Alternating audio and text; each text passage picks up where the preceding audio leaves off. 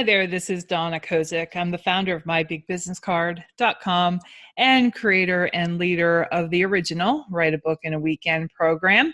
And today in the publishing lab, we are looking over a piece from Hadas. And Hadas submitted this piece, said it's pretty much good to go for her blog. And her purpose is that she wants readers to hear the unheard voices of young students who are ignored in the school system. And then here's her piece, and she gave me permission to to give my my best effort in giving some feedback for her. Now, I will say I am not positive, but it is possible that English is a second language for Hadas, which I really give her kudos for writing things like this. I'm not positive if that's the case, but that's one thing I might be picking up on here. So I just highlighted a few of the things that I wanted to point out. One with this title, What is Wrong with Me? I'm Stupid. Not a very good title for someone who wants to present an expert piece. And instead it sounds like a personal blog from a teenager or a young person or something like that. So I would recommend revisiting the title. And then Hadas gets right into things with saying, in the absence of early screening and proactive, preventive, and all this down here, but we need an introduction. So in an introduction, what you want to talk about is who you're talking about, who the subject of your piece is about, why you're talking about it. This is a very important item to cover. So you give the reader a reason to be reading this piece. So why you're talking about it, what you're going to tell them. A lot of times in writing, you want to take the same tact as speakers, and speakers have a saying that tell them what you're going to tell them what you just told them. And it's the same in writing. You're not being redundant. Instead, you are making sure that your message gets across. Now, you're not going to use the same wording in all three sections of tell them what you're going to tell them what you just told them. However, just reinforcing your points along the way goes a long way in getting your reader to understand what you're trying to say. And then along the way in the introduction or somewhere in the beginning, I would also mention who your audience is and who you are. And there are ways that you can kind of like let people know they're in the right place, and also why you're the person to be writing about this. So I just picked a few sentences here to go over, and one of them I highlighted here in yellow. In an interview study, it was revealed that students who experienced learning difficulties in kindergarten or grade 1 established perceptions of low self-worth due to neglect that could have been avoided by answering them their question of what is wrong with me. So answering them their question, obviously there's a word missing there or something is not quite right.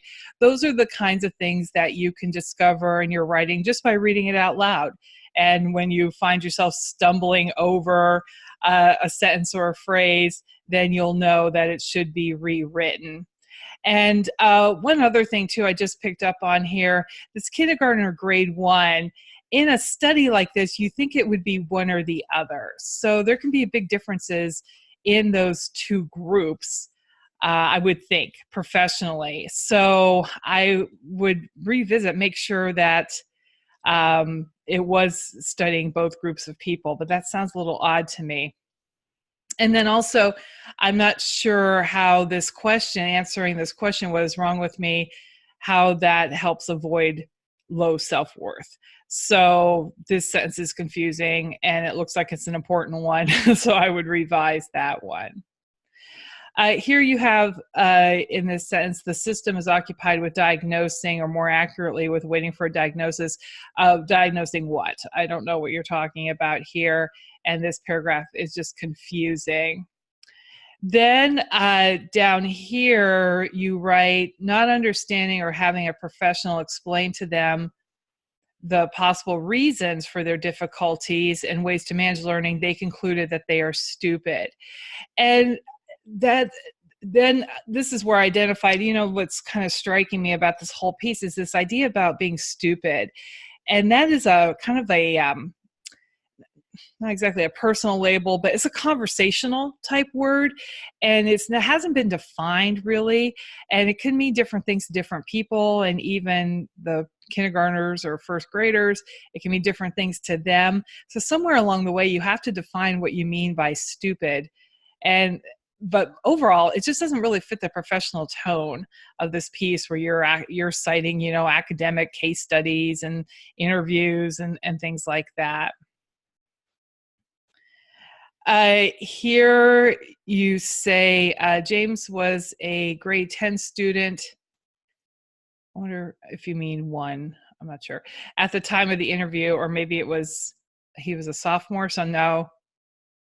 Oh, then when he was in grade 2. So yeah. All right. At the time of the interview in 2016, in a professional paper, you'd want to give the year, but in general, you might not want to because it can date the piece right here. So just not sure about that. Time elements are generally not needed, or the least important elements in writing, although in a piece like this, it might be important. Then you start bringing in this concept of money, that the private school psychologist paid by his parents. And I'm like, what does that have to do with anything? And then you say the formal diagnosis provided validation to what was already clear. So validation means it's kind of like a good thing that this study or that this testing was done, but what was already clear sounds like it was a waste of money. And then because you brought in money here, so I'm confused of what you're trying to say here. And then you quote James, and he says, when he was grades 1 or 2, which again, you want to be specific, he said to me, "I'm the stupidest kid in this whole class. I should die." Well, you're introducing a whole new situation in here then, not only of self-worth, but suicidal thoughts. And that is taking the reader and the piece off in a different direction, and not that it wasn't serious before, but it's even more serious now. But you just kind of leave that there. You emphasize it like that was what his words were, like assuming that the reader is going to be as like shocked as you are, and the reader is pretty shocked. But then we just leave it here. We never come back to this idea. I would not, frankly, in this piece, I would not include this, as shocking as it is, "I should die," because I think it does not go with what you're trying to show in this piece that you're writing here. And then also, that's what his words were. It just, again, it doesn't coincide with the professional tone that I believe you're trying to strike here. So you have more examples, and then another mention of money. The school needed the $2,000 private assessment to reassure them that yes, he has learning difficulties. So it sounds like you have a different incentive here to be writing about this, and it's something about the expense of parents and schools and testing, and it's not going with your main thesis for this piece, and it's getting muddied that way. And then you're citing, again, this is the way it was given to me in one big paragraph. I don't know if the author meant to do this, but it's just kind of like example after example, and the reader gets tired of reading all of these examples. So you just want to pick one or two to make one point or different points. All right. So every example should have an entirely different aspect to it that you're demonstrating. Otherwise, it's just not needed. But here you're citing directly from the study. And one thing I noticed here, just towards the end, this person, Alexandra, while crying, Alexandra said that she wants people to know that I'm not retarded or something, crying, ... I can show them crying. And that probably is the way it was, or that's the way it was expressed in this professional study, but it doesn't work in a blog piece or in a book, because it sounds like, oh, this is what a psychologist or somebody wrote down in this study. Instead, you would want to write it in your own words is what I would recommend. Here again, money with, yeah, I think maybe this is the point of your piece, devastating the family to have to invest twice. Here they paid again $2,000. So a lot of stuff going on in here. And what you really want to do as a writer is pick one item that you're trying to, or that you're looking to showcase or bring attention to, and stick to that one item, and don't let these other things muddy up the waters. Then this is something minor, but I think that every writer should kind of keep in mind. Again, we have Alexandra bursting into tears. She must do a lot of crying. Bursting into tears upon entering her mom's car at the end of each school day. And you have to be careful when you're doing these kinds of examples that you don't push the envelope in what becomes unbelievable. So every single day for the entire school year, she got in her mom's car and burst into tears. And that just does not sound believable. So you want to be careful about that, because as soon as you lose the reader's confidence in your truthfulness, you've lost the reader. And you have taken away your credential of being an expert in this area. So be careful about that. And then you have this sentence, Alexandra's mother summarized the need to identify early. If we didn't tell her she had a learning disability or dyslexia, she knows there's something wrong with her, then you just, oh, I'm stupid, I can't do this. I don't understand what this means, and I don't understand how, is your point being that you should tell the student, by the way, you have a learning disability? I'm not a parent, so I might take on a little bit more. I don't understand tone with these things, but even more so than why, as a writer, you want to be clear, because you want to be clear both to parents and people who are not parents, so we can understand what you're saying. And this just doesn't quite make sense to me. And then here, your last sentence in what you submitted to the lab, additionally, experiencing academic difficulties resulted in emotional distress, secondary disabilities that can be prevented, exclamation point. The exclamation point seems out of place in a academic type blog that you're writing here. And then I don't know what you mean about, is the emotional distress secondary disabilities? Are there other disabilities? Not sure. So then I brought this down here from above just to repeat it. You said, I want the reader to hear the unheard voices of these young students who are ignored in the school system. So my question is, two of them here. One is, that's not really what this piece does. That's what I'll just say. It's not hearing the unheard voices. It's just kind of confusing, like things cost too much.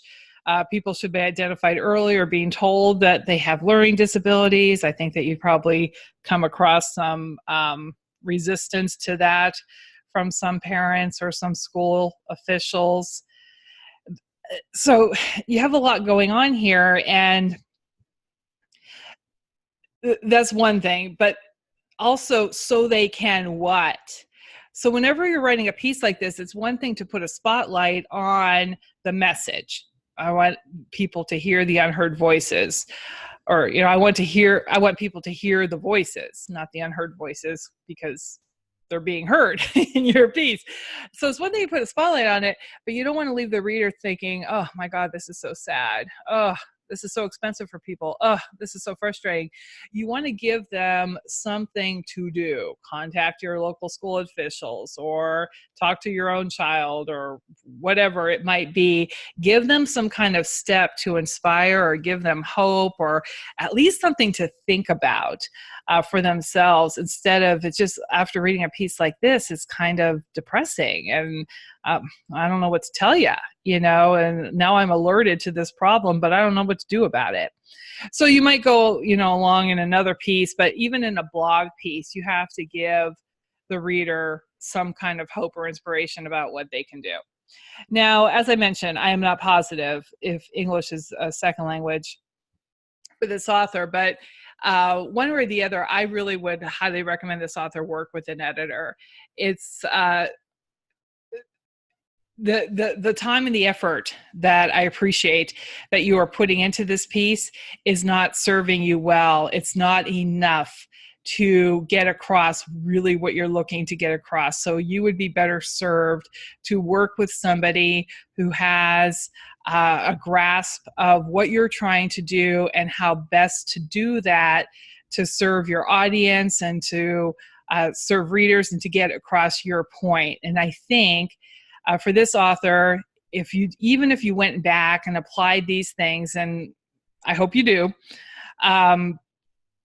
that it could end up being an exercise in frustration for you, because it would take a lot of work to get this piece.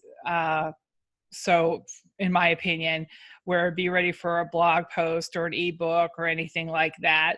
Again, I appreciate the effort. I think, though, that a lot of work needs to be done, and I'd recommend working with a professional editor to get this going for you. All right.